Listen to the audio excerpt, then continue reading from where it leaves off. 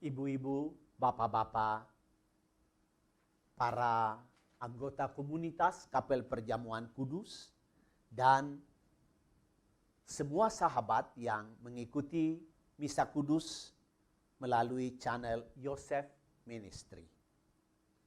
Di depan kita ini ada sebuah patung.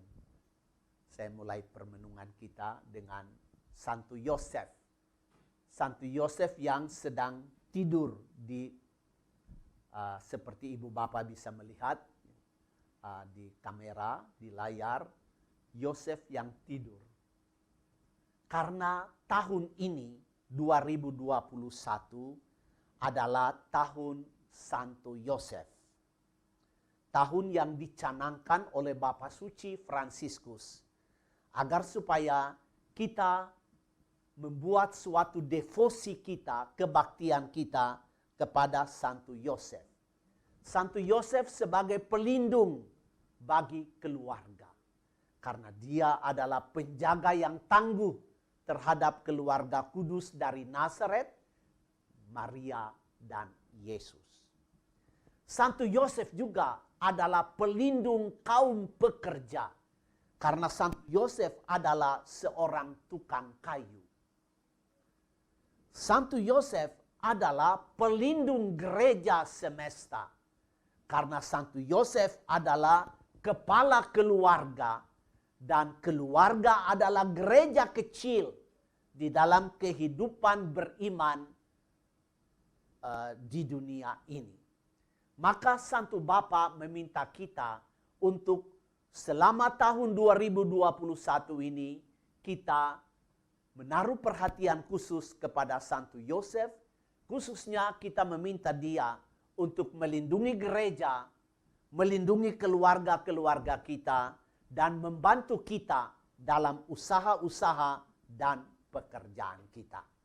Itulah sebabnya di Kapel Perjamuan Kudus ini juga kami menaruh perhatian kepada Santo Yosef dengan ikonnya yang sedang tidur.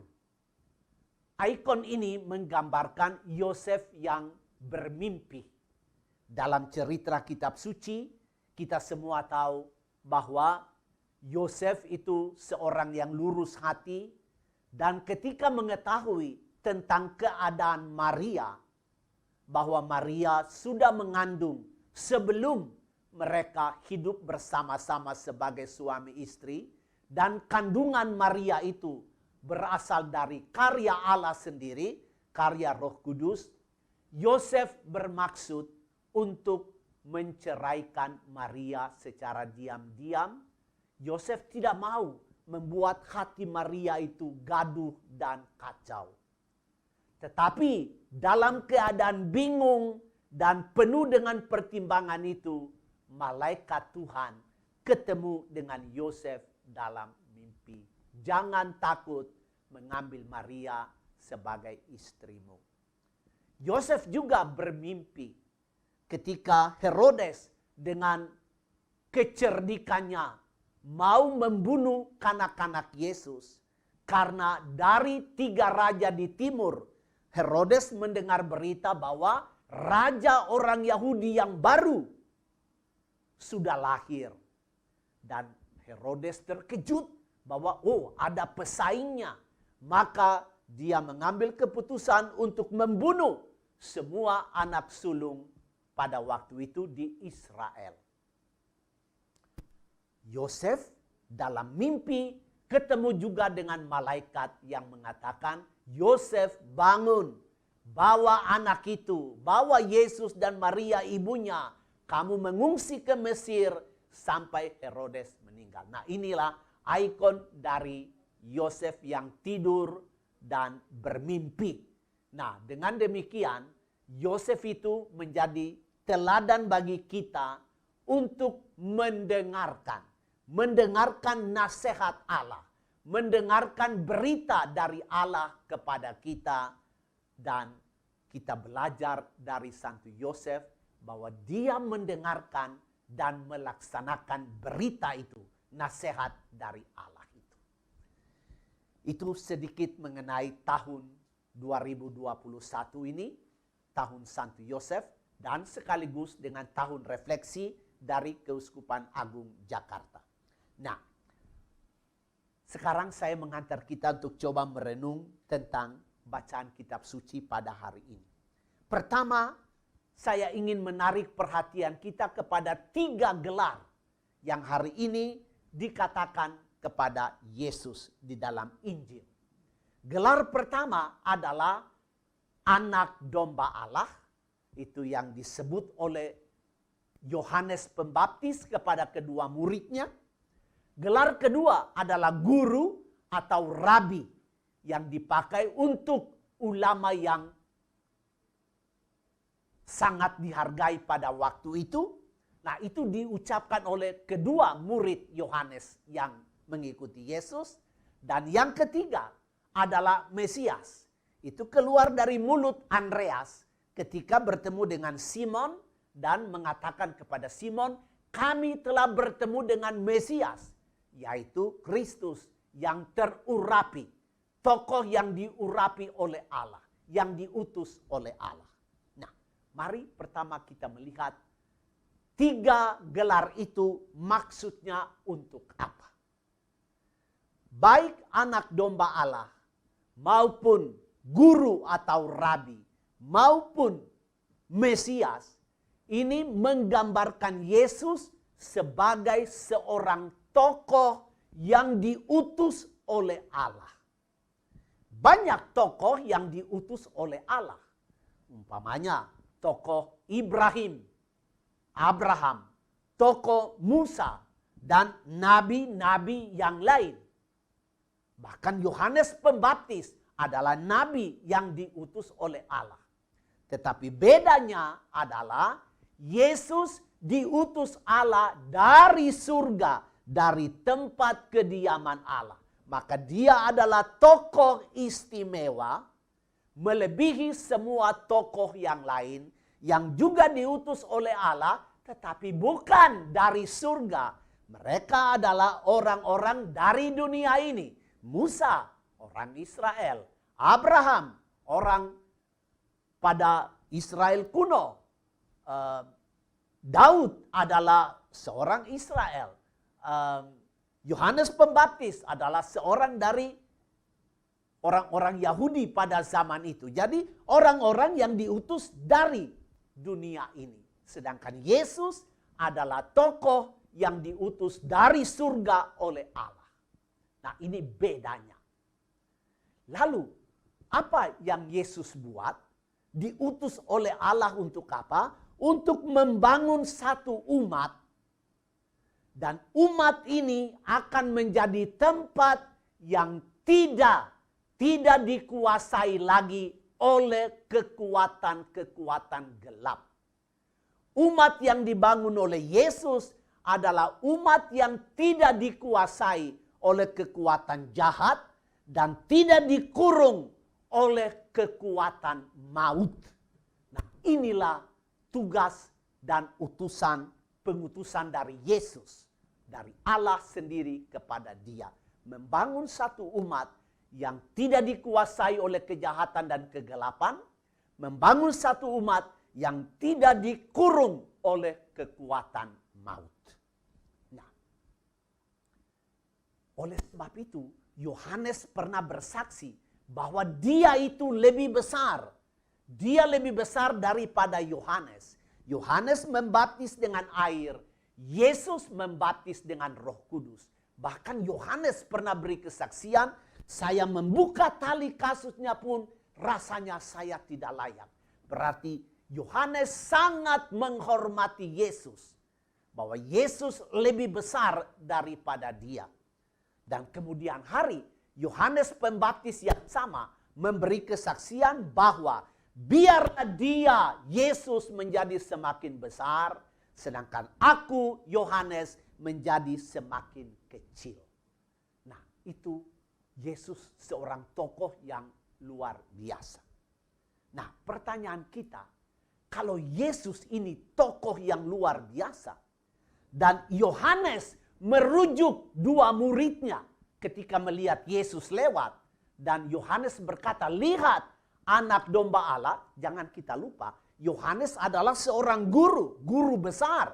Dia ada di padang gurun dan 2 murid tadi pergi berilmu, mencari ilmu kepada Yohanes. Nah, ketika Yohanes melihat Yesus, dia merujuk kepada 2 muridnya. Itu anak domba Allah. Itu yang lebih besar daripada aku.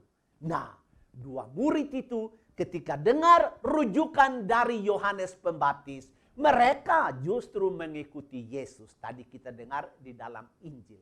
Nah, pertanyaan kita adalah di mana kita mesti ketemu dengan tokoh yang sedemikian agung itu? Di mana kita harus ketemu dengan Kristus, dengan Allah yang menjadi manusia?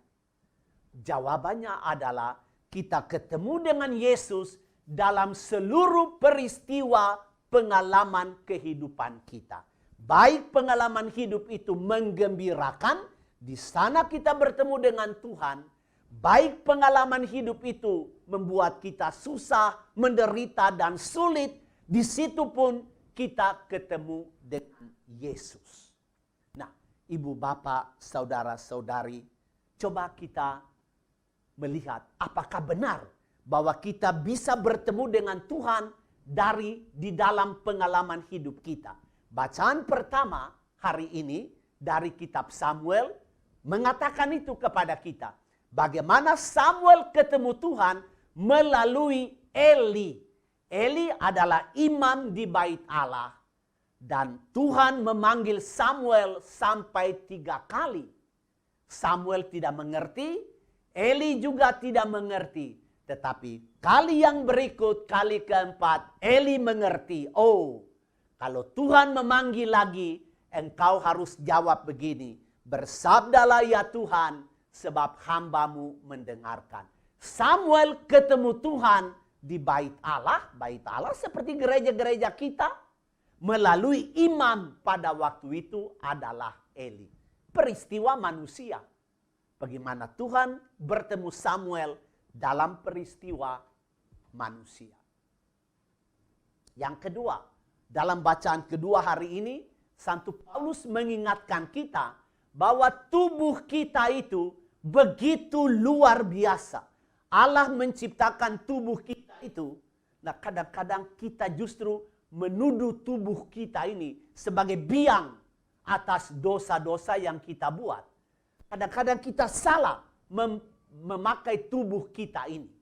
Padahal Allah mempergunakan tubuh kita itu sebagai bait kediaman Roh Kudus. Itu sangat istimewa, ibu bapak. Nah, mari coba kita lihat apakah kita bisa bertemu dengan Tuhan di dalam tubuh kita ini. Coba kita melihat keajaiban-keajaiban di dalam tubuh kita. Pertama, keajaiban pertama, coba kita melihat jaringan-jaringan syaraf di otak kita. Kalau kita meneliti dengan baik, kalau kita duduk dengan baik dan merenungkannya, bagaimana kerja syaraf-syaraf di otak kita untuk seluruh tubuh kita, kita harus mengakui betapa ajaibnya Tuhan yang mengerjakan ini dalam diriku. Ibu bapak, tahukah Anda bahwa jaringan syaraf di otak kita itu jauh lebih rumit daripada satu jaringan telepon metropolitan di Jakarta ini. Jaringan telepon di sini tidak apa-apa, tidak terlalu rumit. Otak kita itu begitu rumit dan ajaib, itu satu. Yang kedua, coba kita melihat mata kita. Mata kita adalah kamera yang luar biasa. Kamera yang tidak pernah kita mengalami masalah. Kamera yang bisa melihat apa saja. Luar biasa sekali. Itu kamera kecil, 2 biji mata kita ini diciptakan begitu ajaib oleh Allah. Dan coba kita melihat jantung kita. Betapa ajaibnya Allah mengerjakan itu dalam diri kita. Setiap hari jantung itu membawa kira-kira 2.000 galon darah ke seluruh tubuh kita melalui pembuluh-pembuluh darah yang kalau kita ukur kita tidak tahu berapa panjangnya. pembuluh-pembuluh darah itu yang harus dilewati oleh darah. 60 mil atau berapa mil kita tidak tahu. Ya, tetapi itulah keajaiban tubuh kita. Dan kalau kita merenungkan tubuh kita ini sendiri, kita ketemu dengan Tuhan di dalam tubuh kita. Makanya Paulus memberi nasihat kepada kita, jangan memakai tubuh kita sebagai alat untuk berdosa. Tampar orang, maki-maki orang, menyumpahin orang, mencuri, atau membuat hal-hal yang tidak berkenan di hati Allah dengan tubuh kita. Tetapi tubuh kita harus kita pakai untuk pekerjaan-pekerjaan yang mulia. Karena di dalam tubuh kita ini berdiam roh Allah sendiri. Jadi kita ketemu Tuhan di dalam peristiwa-peristiwa manusia. Kita bertemu dengan Kristus yang abadi di dalam pengalaman-pengalaman hidup kita. Dan satu pengalaman yang istimewa yang dapat menjadi pegangan bagi kita kalau orang bertanya, di mana engkau bertemu dengan Tuhanmu? Dan saya mengatakan, pengalaman saya yang paling mulia adalah saya ketemu dengan Tuhan yang bangkit tiap-tiap kali saya merayakan Ekaristi Kudus. Sebab di dalam Ekaristi Kudus itu, Tuhan yang bangkit dengan seluruh kekayaannya, rahmatnya, saya jumpai, saya alami di setiap misa kudus. Nah, itu pengalaman-pengalaman hidup Tuhan pakai untuk menjadi sarana kita bertemu dengan Tuhan. Yang terakhir dari permenungan ini, setelah kita bertemu dengan Tuhan, apa yang kita mesti buat? Pertama, kita harus seperti Yohanes dan kedua muridnya itu. Mereka tertarik kepada Yesus, dua murid itu. Ketika Yohanes mengatakan, lihat anak domba Allah, dua murid itu tertarik dan mengikuti Yesus. Mereka tentu merasa, ini orang ini sangat diagungkan oleh Yohanes, oleh guru kami. Ada apa yang istimewa? Ketertarikan kepada Yesus. Ini mesti menjadi pertama dalam diri kita. Niat untuk bertemu dengan Dia. Ini yang pertama. Setelah kita bertemu, karena kita berniat ingin mencari tahu, tentu kita dengar juga tentang Yesus dari kesaksian-kesaksian orang. Nah, itu juga membangkitkan niat kita untuk ketemu dan mencari tahu siapa Dia. Setelah kita bertemu dengan Dia, kita mesti seperti Yohanes merujuk. Kalau dalam kebiasaan kita di sini, umpamanya saya sakit, saya datang ke dokter umum. Ketika dokter umum memeriksa dan dia bilang, wah ini saya tidak bisa, saya rujuk ke dokter ahli. Artinya bagi dokter umum itu ada dokter yang lebih hebat. Saya rujuk ke sana. Nah, kita mesti seperti begitu. Ketika kita ketemu dengan Yesus, kita merasa ini orang yang luar biasa. Dan saya merujuk orang lain. Ayo, coba kamu ketemu Yesus. Coba bertemu dengan Tuhan di dalam pengalaman hidup kamu. Atau seperti Andreas, setelah ketemu dengan Yesus, dia pergi kepada Simon saudaranya. Kami sudah bertemu dengan Mesias dan dia bawa Simon kepada Yesus. Nah, kita mesti seperti begitu. Setelah ketemu dengan Yesus, kita merujuk orang lain supaya mereka juga bertemu dengan Yesus. Dan kita cerita kepada orang lain supaya kita bawa mereka juga kepada Yesus. Pertanyaan terakhir, lalu kita mendapat apa? Kita mendapat apa kalau kita ketemu dengan Tuhan? Ibu bapak, saudara-saudari seiman, kalau benar-benar kita bertemu dengan Yesus, pertemuan itu membuat kita ketagihan.